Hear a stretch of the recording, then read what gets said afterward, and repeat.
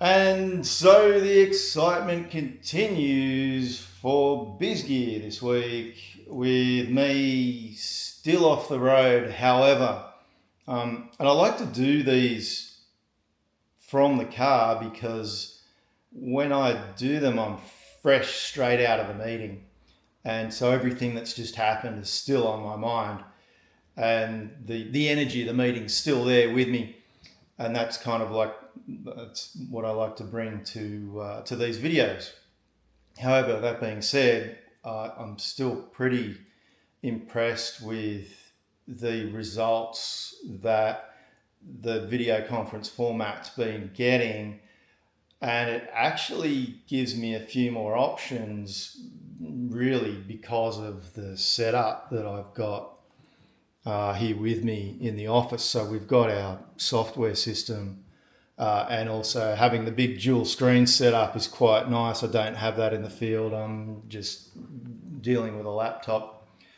So it does give me a little bit more flexibility, especially when I'm working with clients on actual documents. However, a lot of the time I need to be there in their office, physically working with them on their computer or at their workstation or in their workspace, looking at a particular thing that we're actually working on at the time. So I think the ideal is probably going to end up being a little bit of a mix between the two. So I went for a test drive. I test drove my leg this morning and that was a success. So most likely it'll be back to the road at least for the next week's episode in the series, and we'll see what happens from there.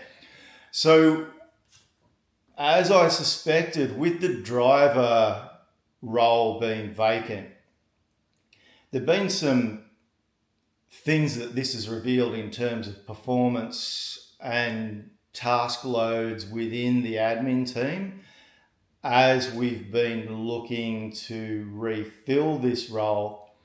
And it hasn't strictly been just a driver that we're looking for. We're also wanting somebody who was able to help out in the warehouse and help with picking, packing and preparing loads, which ties into the inventory side of the business as well.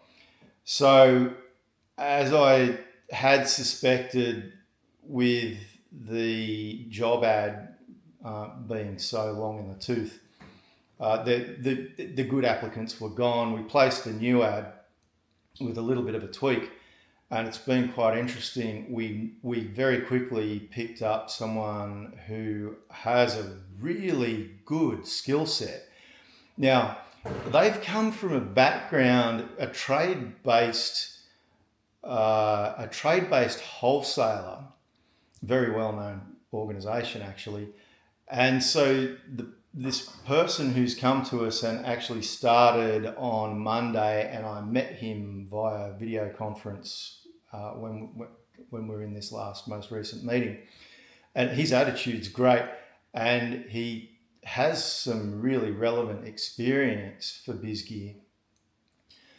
So he's got trade counter experience, he's got industrial hardware experience, which is actually a bit of a knowledge gap, a lacking area within the knowledge base of the team, the broader team within BizGear at the moment, and he would help fill that gap, which actually fills a critical gap that we have with our sales reps.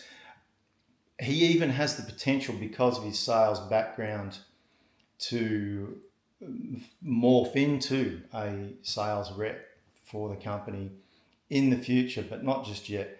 We need some stability around the operational side of things. And fortunately, he brings a really solid understanding of parts management, inventory management, warehousing, just basic small scale warehousing, which is exactly what we've got here. So if this individual works out, he could be a really good addition to the team. So I'm quite keen to see how that one pans out as we move forward. Another thing that I have talked about in previous episodes is we've been working on the management of back orders. And what's come about, and we were focusing, or initially the focus was on the reporting side of back orders and looking at how we share the updates and how we manage the update process of the back orders for BizGear. But what's since happened is now that they've started looking at that process, they've realised there's a trick that they could apply even further at the front end of things, which is usually the way, because the report's the last thing that's produced. That's the lag indicator. The lead indicator is actually picking trays. So they use picking trays in the business for all of the incoming orders, and the way that they've been using them hasn't really been that well structured. And they've identified that just with a few small tweaks to the way they're managing that, that's going to help them with the back orders process. So it's quite common for this to happen, that we'll start looking at one aspect of a process within the business, and once we start looking at that, we'll end up moving into the other associated parts of that. But the team are quite keen to put this new change in place for that, for the picking trays and the way they're managed. So that's in the process of being trialled and then ultimately converted into which will be documented as the new way of doing things, and that will become their process, the internal way of managing it. The reps audits that the business owner and I were intending to look at were, sorry, I'm just putting my manky leg back up, my actually healing quite nicely leg back up on its little rest that I've temporarily installed under my desk to keep it elevated. So the rep audits that the business owner and I were going to look at, they're progressing, but they're progressing with the reps' help. So the reps are actually updating where those reports and those formats are up to. That hopefully will be ready for us next week. And another really important thing that has emerged as a result of these changes that we've started to introduce into the business is a clearer picture of the midterm. So whenever I start with a new client, we're always focusing on bigger picture down the track. We do create a strategy, and that strategy includes both a strategic response and a strategic vision for where we want to take the business. The response is about the things that we don't have control over, such as market forces, the economy, new technologies, legislation, things like that. But we can we can control how we respond to those things. And so we always take those into account, but probably the most important thing in most cases is really just that vision for what it is, where we want to take the business. But that's really big picture, and we go sort of 3, 4, 5 years out usually into defining what the business structure is actually going to look like when we get to that point. And that becomes kind of the foundation, the benchmarks, the milestones for what we want to achieve within our projects with our clients. And then we move on and bring it into really detailed, specific operational breakdowns of business processes, structure, roles, all of the things that determine how well the business is going to move towards the direction of that longer term vision. But there's always a squishy, kind of malleable bit in the middle that forms out as we progress. And it was really interesting talking to the business owner in our last session that we've just had, because we both were exactly on the same common ground on, we've got five key points that we'd both come to the same conclusions on. And when I was talking through with him what I'd been thinking, and he's bouncing it back to me, we'd both been thinking the exact same thing. So the direction that the business is moving, it's obviously, A, we're in sync, B, we're definitely moving towards the picture that we'd set from the beginning of the project. So those things involve the management of the warehouse and the inventory and the internal retail sales side of it, which this new role is going to help us refine. There's an opportunity to develop a packaging business unit. It already exists, but not really in the sense of it being its own business unit. There's a big opportunity there for these guys. But we need the management team free to do it. And part of that will be the way we look at managing the warehouse inventory, retail sales side of things.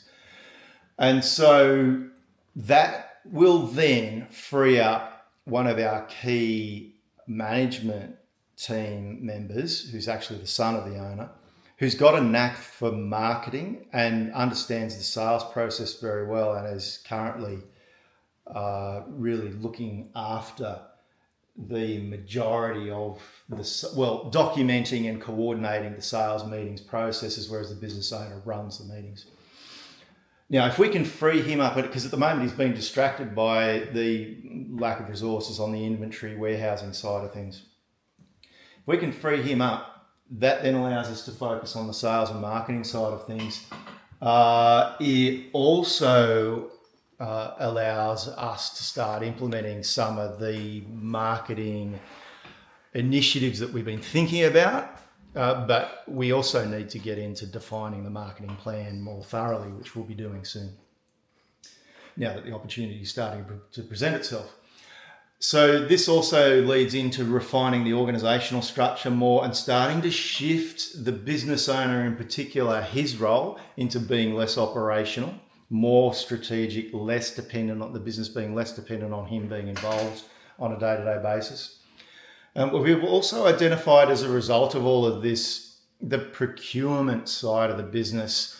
We need that role taking, or whoever fulfills that role, to be taking more initiative in terms of driving opportunities for new supplier connections, and also better pricing, product quality. All kinds of things could be achieved through looking at having that role be more proactive. At the moment, the way that role has been operating, it's more of a reactive, doing as directed kind of role. And as we progress forward, there's definitely an opportunity to look at having somebody come into that role and be more proactive in terms of actually driving the procurement side of the business, because that's where we can make cost savings, do better deals, and find more opportunities within the business on the purchasing side and reducing cost side of things. So, and he and I were in agreement on all of those, seeing them as priorities, seeing the business moving towards being ready to start looking at those sorts of things. So that's a mid-term picture of where we're looking at heading. We're also starting to get some very solid numbers on the sales side of things. I'm not going to be reporting on that just yet. We've tweaked the reporting just a little bit more. We're getting average dollar figures into the monthly reporting, so that we can feed that back to the reps, tie that back into the overall bigger picture annual targets, because we're starting to see some really good trends.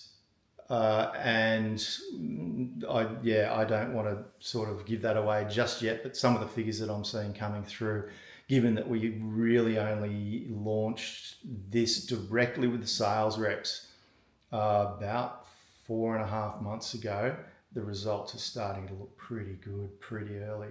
So I will update you in the next one.